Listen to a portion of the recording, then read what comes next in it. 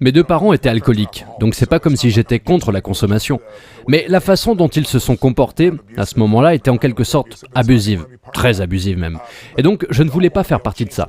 Mais nous voulons tous être en mesure de changer la façon dont nous nous sentons. Et c'est ce à quoi j'ai passé ma vie, à montrer aux gens comment faire. Et ce que la plupart des gens savent, c'est que l'émotion est créée par l'émotion. La façon dont vous bougez détermine la façon dont vous vous sentez. Tu sais, tu as 80 muscles différents dans le visage. Et la plupart des gens ont l'habitude de faire face de la même manière. Ils ressentent les mêmes émotions. Encore et encore. Donc, ce que je veux dire, c'est que j'ai ce vieux contrat avec moi-même. Et tous les jours, je dis, écoute, tu dois avoir 10 minutes pour toi. Tu n'as pas 10 minutes pour toi, tu n'as pas de vie. Et je ne vais pas espérer me sentir bien. Vous savez, je viens de rentrer de 6 pays différents en 12 jours. J'étais en Inde il y a 2 jours, je me suis réveillé ici ce matin en me sentant comme si quelqu'un m'avait écrasé. Mais la façon dont ça s'est passé est que je fais ce processus. 10 minutes, je mets de la musique, je fais ce changement massif dans ma respiration pour que ça change radicalement la façon dont je me sens. Et ensuite, je fais ce processus en 3 étapes. D'abord, je fais 3 minutes de gratitude. Je pense à 3 choses pour lesquelles je suis vraiment reconnaissant et je les sens. Et la raison est que lorsque vous êtes reconnaissant, vous ne pouvez pas être inquiet. Tu ne peux pas avoir peur. Lorsque vous êtes reconnaissant, vous ne pouvez pas être en colère. Et la colère et la peur sont ce qui fait le plus grand mal aux gens dans leurs relations, dans leur vie et dans leurs affaires. La plupart des gens veulent être heureux, mais ils ont l'habitude d'être inquiets, énervés, frustrés ou stressés.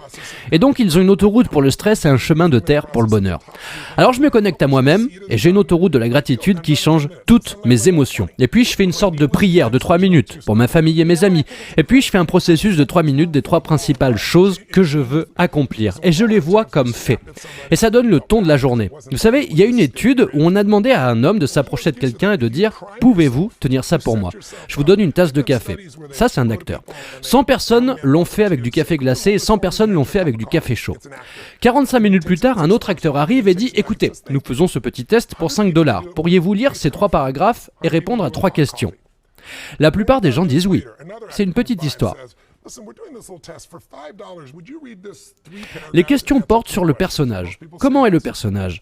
80% des personnes ayant reçu un café glacé disent que la personne est froide et méchante. Et 81% des personnes qui ont reçu un café chaud disent que la personne est chaleureuse, douce ou gentille. Tout ça pour dire à quel point nous pouvons être conditionnés par notre environnement. On pense qu'on ressent juste ce qu'on ressent. Mais si on ne contrôle pas notre environnement, il prend le contrôle de nous. Maintenant, c'est facile à dire pour vous. Regardez-vous, vous êtes comme un banquier d'affaires. Vous avez probablement un master de Harvard. Je crois que vous avez 3 diplômes d'Harvard. Oh non, j'ai juste été au lycée. Je voulais être journaliste sportif. Je prenais des cours de journalisme, j'avais une bourse d'études. Et puis j'ai eu des difficultés majeures dont ma famille a dû s'occuper. Et puis j'ai eu 4 beaux-pères différents. Et j'ai créé ma première entreprise à 17 ans et j'ai commencé à partir de là. Je me suis lancé et je suis devenu courtier en séminaire. En fait, j'organisais des séminaires pour d'autres personnes. Puis je suis devenu meilleur que les personnes que je promouvais. Et j'ai pensé, waouh, j'ai décidé que je devrais organiser le mien. Puis j'ai commencé à me développer et à travailler. Et quand j'ai commencé à m'occuper d'athlètes olympiques, de Nelson Mandela et de Mère Teresa, puis du président Clinton, l'entreprise a pris de l'ampleur. Tony, l'un des critiques que j'ai rencontré un jour a dit « Oui, les techniques de Tony, elles étaient géniales pendant environ 1 an et demi, ensuite elles se sont dissipées. » Qu'est-ce que tu réponds à ça ? Si tu ne fais pas d'exercice, tu n'auras pas de muscles. Donc, je dis toujours aux gens qu'il y a une pratique quotidienne, comme l'amorçage. Si vous ne faites pas ça, si tu te lèves pas et que tu n'as aucune discipline, tu n'as aucune valeur. Et les régimes ne fonctionnent pas si on ne les fait pas non plus. Et les exercices, c'est pareil, ils ne fonctionnent pas si on ne les fait pas. Et une fois que vous changez ces choses, votre vie entière change. Mais la vie est une croissance constante. Ma femme n'est pas là parce que je suis allé à un séminaire une fois dans ma vie pour la vie. Je m'entraîne. J'entraîne mon esprit à s'entraîner. Mon corps devient un style de vie. Ce n'est pas comme si tu dépendais de quelqu'un d'autre. Je ne suis pas ici pour devenir le gourou de quelqu'un. Je ne suis pas là pour leur faire un cadeau. Je suis là pour qu'ils ouvrent leur propre cadeau. Donc, vous vous préparez tous les jours. Mais est-ce que la dépression vous frappe ? Est-ce que vous êtes contrarié, anxieux ? Frustré, oui. Je me mets en colère. Je fais toutes ces choses. J'avais l'habitude d'être dépressif pendant 1 mois ou 2. Je vivais dans la dépression. J'avais 10 kilos de plus que maintenant. J'ai tout perdu. Je m'apitoyais sur mon sort. Mais j'étais si près de la fin que je me disais que la vie n'avait pas de sens.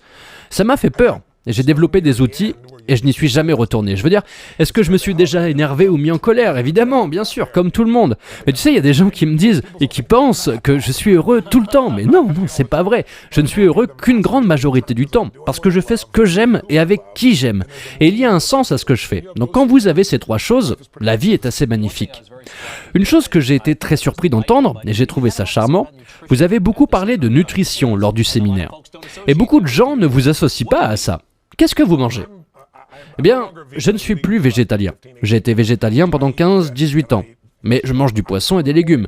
Mais je suis à un régime ennuyeux maintenant. Ma femme, quand je l'ai rencontrée, elle aimait l'herbe de blé et elle était nutritionniste. Je pensais que ça allait être la meilleure chose au monde. Je suis allé déjeuner avec elle et après nous avons eu un grand repas le soir. Et en dessert, elle a pris un sundae au caramel. Et je lui ai demandé ce qu'elle faisait. Elle m'a dit « je vis, crétin !» Alors elle m'a décoincé. Et donc, je suis beaucoup plus équilibré aujourd'hui que je ne l'étais avant. Je me sens plus fort aujourd'hui qu'il y a quelques années. Mais il y a des limites à ce que votre âge peut faire. Mais jusqu'à présent, je n'ai pas encore atteint cette limite. Tu sais, quand je suis en tournée, je suis de service de 8h du matin à 1h du matin, avec 1 heure de pause.